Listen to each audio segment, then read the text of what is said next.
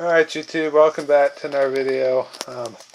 Sorry it's been a while, just things have been pretty hectic as far as getting the math done, and got down the wire, but I got it, so took a week off. Went down to Jack's, did some rail fanning. Those clips will be coming eventually. And then also, yesterday we stopped by Union Station in Kansas City and saw the Pompeii exhibit, which was incredible, amazing. Definitely worth the money.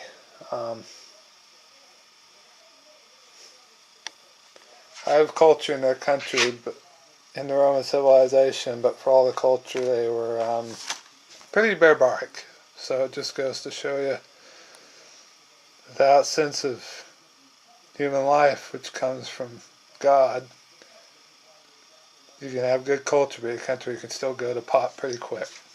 So anyways, enough of that.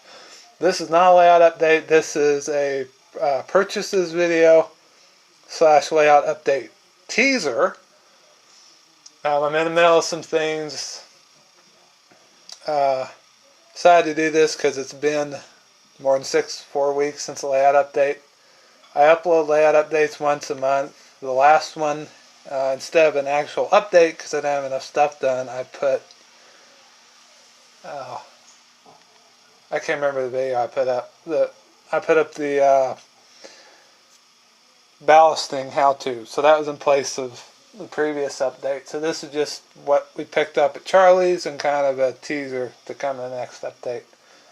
And I will warn you, the layout looks like an absolute mess. But anyways, let's start off with the purchases and then show you a little teaser of what's to come on the layout. Alright, so first thing off, we'll start over on the left column here. Actually, no, we'll start at the back here is where we'll start. I picked up, already had that, 4 more Athearn RTR 70-ton 4-bay coal hoppers. These are without the ribs. The Hawking got an order of 2,000 ribbed hopper cars, aka those, in 1920. And the real prototypes, as built, it wasn't just on the Hawking, it was on all railroads. They ended up being prone to corrosion. So, 30 years later, 1954, they're getting corrosion. You still got the huge mine at Straitsville that's producing, so I figured they would start gradually displacing them for brand new hoppers. So picked up a 4-pack. These are Rio Grande. They won't be Rio Grande forever. Someday. Yeah, that word is always there. Someday. Someday I'll do this. Someday I'll do that. And half the stuff never gets done. But anyways, someday I'll take the DRGW Rio Grande, the number off and all that, and get Hawking Valley, new number, and all that good stuff on there. So there's 4 of them. My hopper fleet is up by 4. I'm up to like 20, I think. My goal, as far as total, is 100. That's my estimate of what I'll need by the time I count for cars to be sitting at the mines on the coal branches, empties at Lancaster waiting to come back, an occasional car or two for the engine terminal here in Logan and Haydenville, and then the mines off layout around Athens.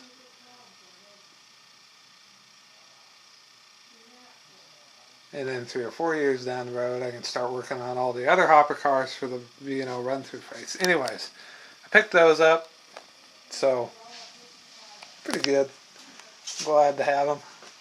Another thing I picked up is I've got a Union Pacific boxcar sitting over on my bench that was a gift from part of a haul I got from some family friends of ours that have been saving some train stuff for me for years. And then another Pennsy boxcar I got a long time ago in Georgia at a hobby shop, and the trucks were good, but they were the old 3-piece, and they finally just wore out from use. Car was probably from the 60s, but anyways, so I picked up some Trucks, these are just your Athearn Blue Box trucks. They got plastic wheel sets in them for now. Those will be swapped out with some Air Mountain 33-inch wheel sets. I got 5 packs of those. So enough for these 4, but I'm going to get the Penske car and the UP car up and going with these 2. And then the rest of the wheel sets, there's still 2 or 3 cars down there that I regularly use that have plastic wheel sets. And one of them is that B&O hopper sitting right there. So yeah, I do metal wheel sets because less grime. Helps keeps the track clean. Although it isn't the significant part, but it does help.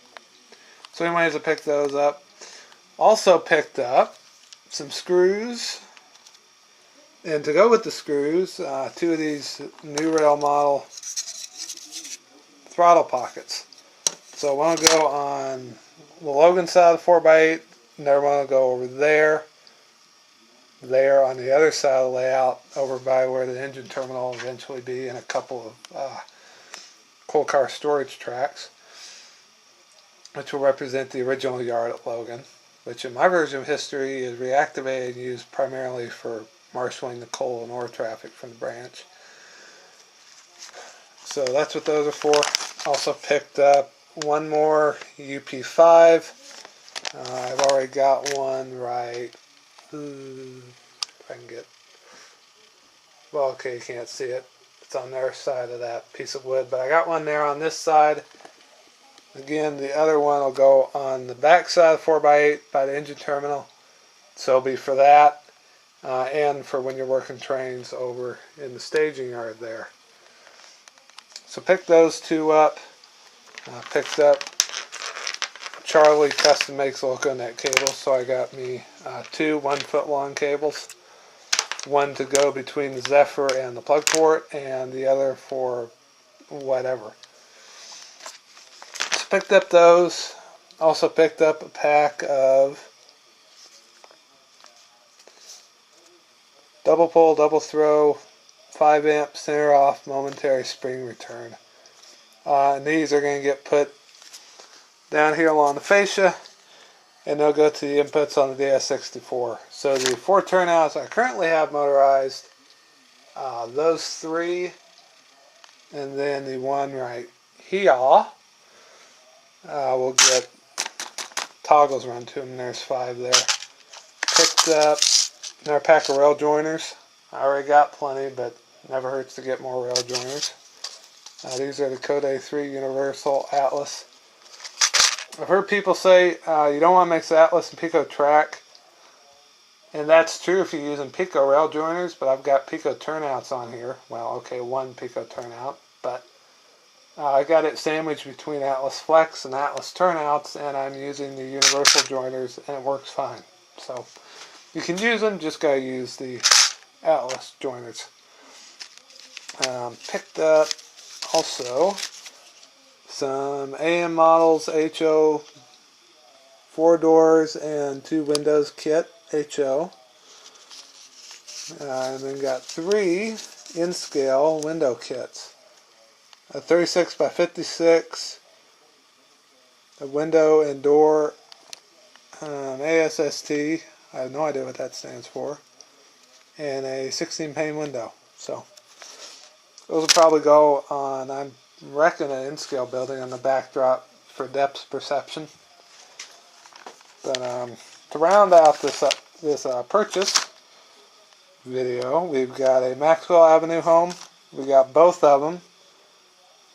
Try and get this up here. We got that one. We got that one. These come for the most part unassembled, so you got to paint the siding and the brick, which will be fun. But so yeah, that's what we picked up. Some more stuff for the layout. The throttle pockets and wheel sets are the next 2 things on my list.